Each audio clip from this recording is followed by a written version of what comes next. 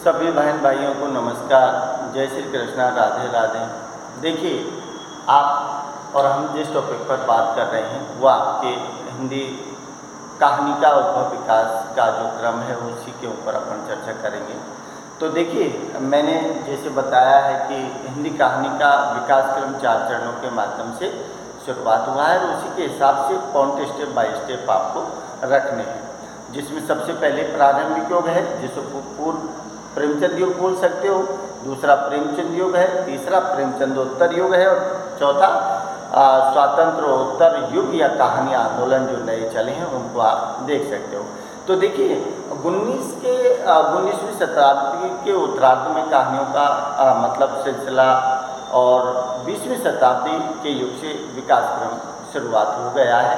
लेकिन इससे पहले हिंदी गद्य में जो महत्वपूर्ण स्थान है जो किनका दिया है कि 1801 कलकत्ता गद्य का विकास दिखाया है।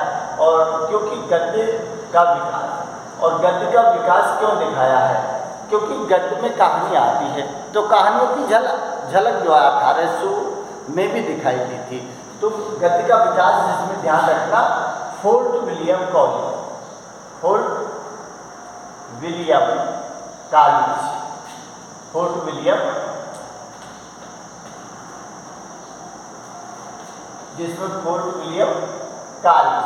ये फोर्ट विलियम कॉलेज कहाँ है ध्यान रखना, ये कलकत्ता है। कलकत्ता में फोर्ट विलियम कॉलेज की स्थापना कब हुई थी ये ध्यान रखना। 1800 में क्या दिया है,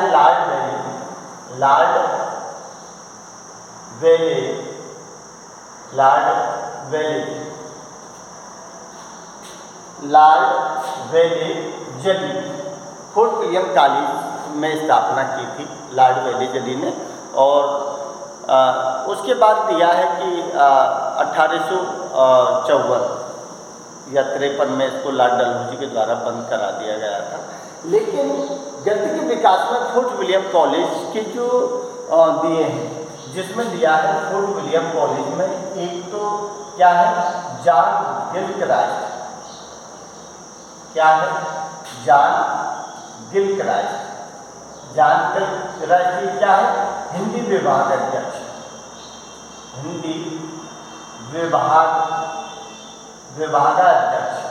हिंदी विभागाध्यक्ष थे जॉन गिलक्राइस्ट, जिन्होंने हिंदी को खड़ी बोली के उसमें अपना योगदान दिया है। हिंदी की जो अनेक तरह की समस्या है और हिंदी को विकास की ओर बढ़ाने का काम किया है, तो जॉन गिलक्राइस्ट है। अगला जो दिया है, जिसमें दिया है सदल अब ये सदल मिश्र क्या है, सदल मिश्र और एक है लल्लूलाल, एक क्या है लल्लूलाल, एक क्या है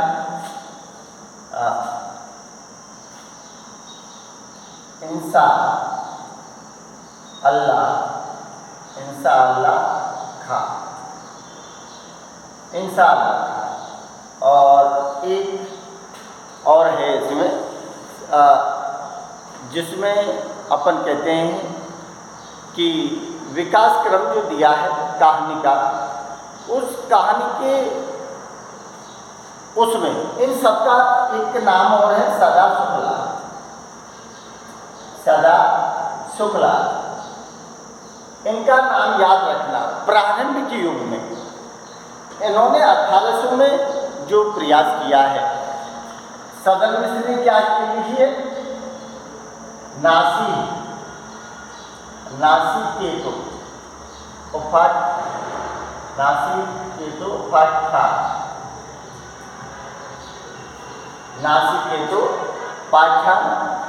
और लल्लूलाल ने क्या लिखा है, प्रेम सागर। इंसा अल्लाह खां इसने क्या किया है, रानी केतकी की कहानी,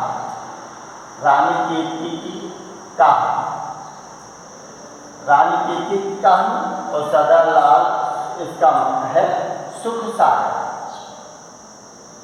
तो ये जो दी हैं इनका नाम याद रखना प्रारंभिक युग में, क्योंकि 1800 में जो फोर्ट विलियम कॉलेज कलकत्ता में लॉर्ड डलहौजी के द्वारा स्थापित हुई थी, उस कॉलेज में जॉन गिलक्राइस्ट हिंदी विभाग के अध्यक्ष थे और सदर मिश्र नासिक के तौर पर आख्यान लिखा है। लल्लूलाल सदर मिश्र भाषा मुंशी की पोस्ट पर थे, भाषा मुंशी की पोस्ट पर थे। तो सदर मिश्र हैं आरा बिहार से बिलोंग करते हैं और लल्लूलाल जी आगरा से बिलोंग करते हैं। दोनों ने ही हिंदी कहानी के प्रारंभिक दौर पर गद्य का विकास दिखाया है और ऐसा आलना खान ने रानी केतकी की कहानी और सदा शुक्ला ने सुख सागर, इनका प्रारंभिक युग में ध्यान रखना, इन नामों को जरूर एंट्री कर देना। और कब हुई है? 1800 में फोर्ट विलियम कॉलेज, क्योंकि गद्य का विकास जो है उसमें इनका महत्वपूर्ण स्थान रहा है। तो थोड़ी सी ये चीज़ें आप ध्यान रखना। अब देखिए इसके बाद जो चीज़ें हैं कि प्रेमचंद जो युग है, जिसे अपन कहें कि पूर्व प्रेमचंद युग इसके बाद आएगा। तो पूर्व प्रेमचंद, इसका मतलब है कि इस युग में खड़ी बोली हिंदी के गद्य का विकास जिनमें हुआ है उनमें लल्लूलाल, सदर मिश्र, इंशुअल्लाह खां और सदा शुक्लाल जैसे महान कहानीकारों के नाम लिए जा सकते हैं। इनके अलावा और भी हिंदी शुरुआत कहानी के उद्भव विकास में नाम आता है, जो कि एक अद्भुत अपूर्व स्वप्न कहानी थी जो किसने लिखी थी? भारतेंदु ने लिखी थी। और यमलोक की यात्रा, तो यमलोक की यात्रा है, उसमें नासिकेत उपाख्यान और सदर मिश्र ने उसका नासिकेत का और जो दिया है, इसका दूसरा नाम चंद्रवती भी, क्योंकि चंद्रवती इसकी नायिका है। तो उसका भी यमलोक की यात्रा, अद्भुत एक स्वप्न जैसे कहानियों का नाम भी आता है। इनके बाद उसके बाद में हिंदी का उद्भव जो हुआ है उसमें कौन है? कवि वचन, जो पत्रिकाओं का महत्वपूर्ण स्थान है, जिसमें दिया है कवि वचन सुधा, हरिश्चंद्र मैगजीन, हिंदी प्रदीप और सरस्वती। इन चारों पत्रिकाओं का हिंदी गद्य के विकास में महत्वपूर्ण स्थान है। समझ लो। तो कौन कौन सी पत्रिका है? कवि वचन सुधा है, हरिश्चंद्र मैगजीन है, हिंदी प्रदीप है और कौन सी है जिसमें आपने क्या लिखा है? सरस्वती। क्योंकि सरस्वती पत्रिका द्विवेदी जी ने 1903 से 1920 तक कार्यभार संभाला है संपादन का, और जितनी भी कहानियाँ प्रकाशित होती थी इन्हीं के माध्यम से वो होती थी। अब देखिए इसके बाद पत्रिकाओं का महत्वपूर्ण योगदान रहा। अब देखिए कौन कौन सी प्रारंभिक कहानी के दौर में मिलती हैं, जिनमें नाम दिया है, जिसमें अपन कहते हैं कि इंदुमती, आपने नाम सुना होगा, इंदुमती कहानी का महत्वपूर्ण, जो कि गोस्वामी जी द्वारा रचित है, जिसका समय क्या दिखाया था? 1900 लगभग इंदुमती लिखी है गोस्वामी जी के द्वारा। उसके बाद 11 वर्ष का समय जो लिखी है वो रामचंद्र शुक्ल ने लिखी है, 11 वर्ष का समय, जो 1903 में दिखाई है। उसके बाद में बंग महिला, तो बंग महिला दुलाई वाला, बंग महिला कौन है? क्या लिखी है? दुलाई वाला 1907 में लिखी है। जयशंकर प्रसाद ने ग्राम लिखी है, तो ग्राम में क्या है? 1911। और राधिका रमन सिंह ने लिखी है, वो क्या है? कानों में कंगना। तो कानों में कंगना विशंबर नाथ कौशिक ने क्या उनसे लिखी है? रक्षाबंधन। और आपने पढ़ा है चंद्रधर शर्मा गुलेरी, उसने कौन सी लिखी? उसने कहा था जो 1915 में लिखी थी। और राजा शिव प्रसाद सितारे, उसने राजा भुज का सपना लिखी थी। और माधव राव स्प्रे, ये कौन है? एक टोकरी भर मिट्टी। ये प्रारंभिक 19वीं जो शताब्दी के उत्तरार्ध में और 20वीं शताब्दी के जो दिया है कि 19वीं शताब्दी में लिखी हुई जो कहानी है, जिनको अपन प्रारंभिक दौर की कहानी मान सकते हैं। तो पहले बोल्ट में ये सारी कहानी है जो आप लिख सकते हो। अब देखिए कि प्रेमचंद युग इसके बाद शुरुआत होता है, और प्रेमचंद युग जो है उसमें क्या है कि प्रेमचंद की जिसमें आदर्श और यथार्थवाद की जो झलक है वो इस पर दिखाई देती है।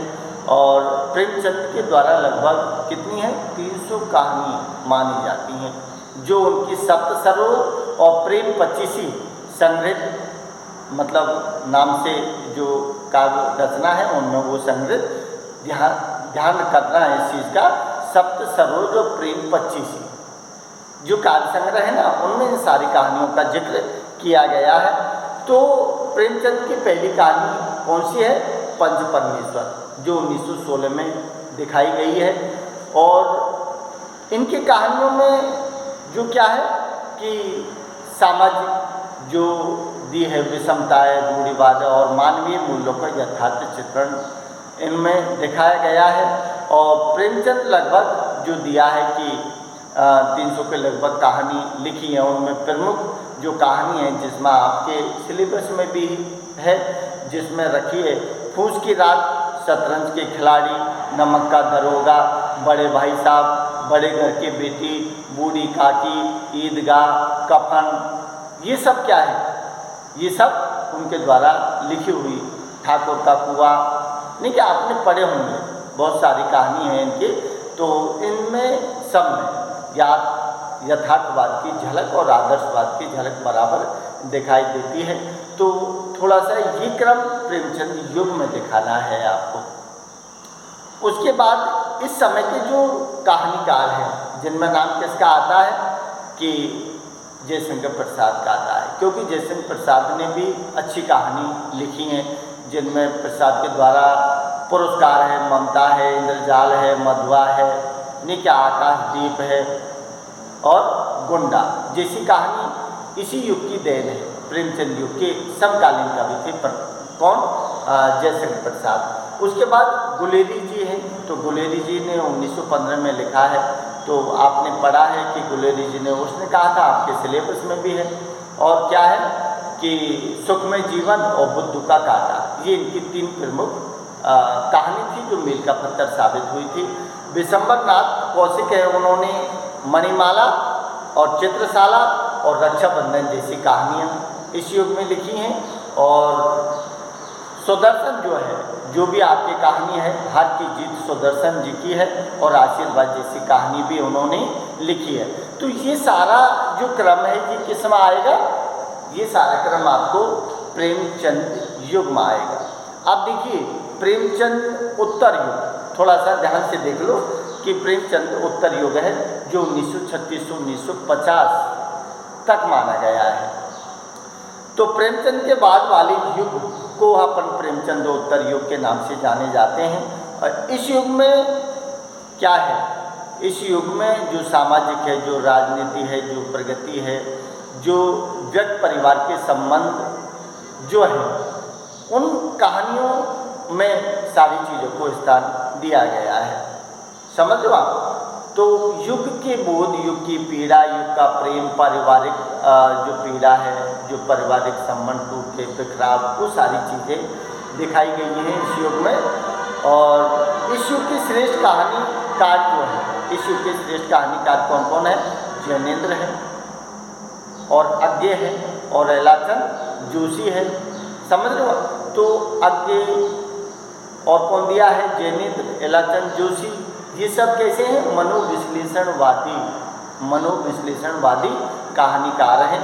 इसके बाद में यशपाल है, अस्क है, भगवती चरण वर्मा है और अमृत लाल नागर है और रांगे राघव है।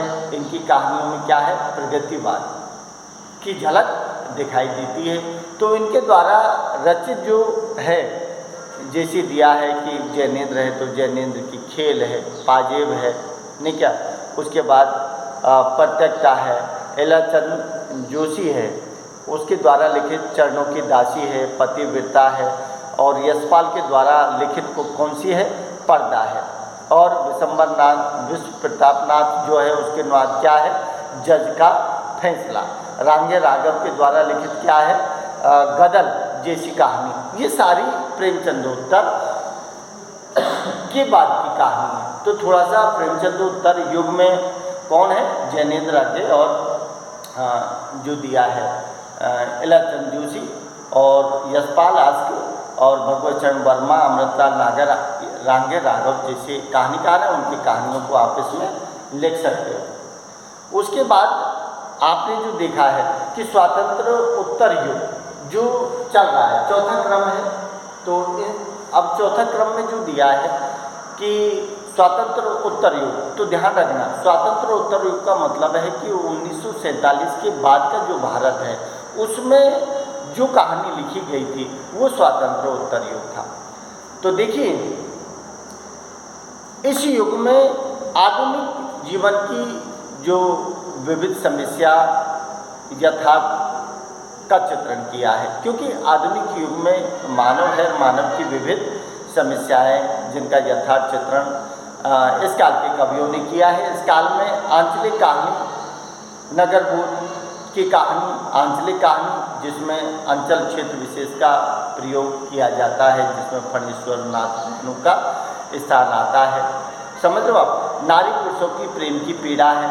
इन कहानी स्वातंत्र उत्तर युग की जो कहानी है उनमें प्रमुख कहानीकार कौन है, मोहन राकेश है, राजेंद्र है और निर्मल वर्मा है, कमलेश्वर है, मनु भंडारी है, उषा प्रियवंदा है। ये सारे नए कहानीकार हैं।